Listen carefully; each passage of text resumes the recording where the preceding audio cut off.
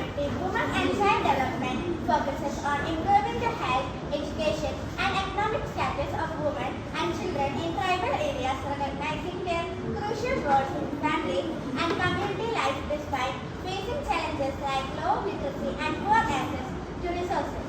Key areas of intervention include enhancing health and nutrition, increasing access to education and skills development, and empowering women to participate more fully in decision-making processes and the broader economy. Key areas of focus: health and nutrition, improving access to healthcare, nutrition, and sanitation to reduce high rates of maternal and child mortality and malnutrition in tribal areas. Education, enhancing access to quality education through initiatives like schools, scholarships, and culturally relevant programs to boost literacy rates among tribal girls and children. Economic empowerment, creating opportunities for women in the formal and informal sector, such as supporting their traditional roles in agriculture and forest produce production. Social and cultural preservation, integrating tribal culture and language into development programs to ensure that progress is culturally sensitive and empowering for tribal communities. Problems of tribal development.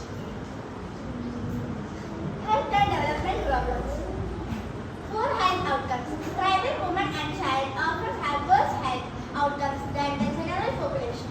This includes higher rates of anemia and a large proportion of women with below normal BMI, high maternal and infant mortality, limited access to quality healthcare facilities, along with factors like high-risk home deliveries lead to higher maternal and infant mortality rates, malnutrition, a lack of access to nutritious food and healthcare services result in high rates of malnutrition, stunted growth and development issues in children, limited healthcare access, geographical isolation, poverty, poor infrastructure, and a lack of awareness of available services create barriers to accessing even basic care.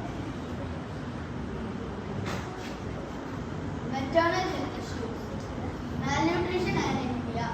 These are prevalent due to food insecurity and poor access to nutritious food, leading to a high number of women with low hemoglobin levels. Pregnancy complications. Tribal women experience higher rates of complications like anemia, preterm labor, hypertensive disorders, and IUTR. Maternal and infant mortality. Maternal and infant mortality rates are a significant issue, partly due to limited access to skilled assistance during childbirth, which can be due to factors like extreme poverty, geographical isolation, and lack of well-expired facilities.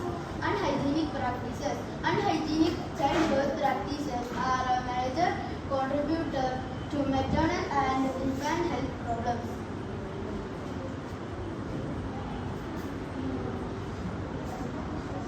Child health issues. Low birth age. Many newborns are born with low birth age due to maternal malnutrition and other pregnancy complications. Infant mortality.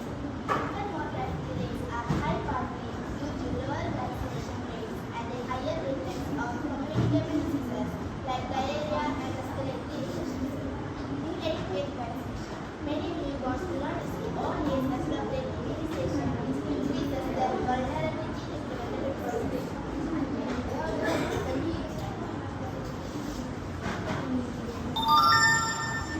Educational problems. Lack of access. Schools are often located far from tribal settlements and poor transportation make it difficult for children to attend regularly. Poor quality education. Many schools lack basic facilities and there is often a disconnect between the curriculum and the children's real lives. High dropout rates. Economic pressure and the need of children to work combined with a lack of interest and long distances to school contribute to high dropout rates, particularly for girls.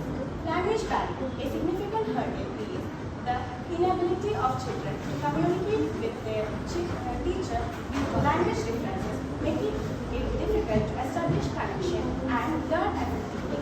Lack of coordination in government. A dual system of educational administration at national and state levels often results in a lack of coordination and policies that does not consider the unique circumstances of tribal groups. Social problems. Poverty and exploitation. Poverty is a major issue, forcing families to choose immediate income over long-term education. Tribal communities are also susceptible for exploitation by money lenders and others due to a lack of banking infrastructure. Poor health. Tribal women often suffer from malnutrition and anemia, which can adversely affect their psychological well-being and lead to high maternal and child mortality rates. Issues like early marriage and extensive pregnancies without adequate institutional care contribute to this. Lack of infrastructure, inadequate housing, poor sanitation, and a lack of clean drinking water are common problems in tribal areas, impacting general well-being and hindering educational opportunities. Cultural and traditional practices.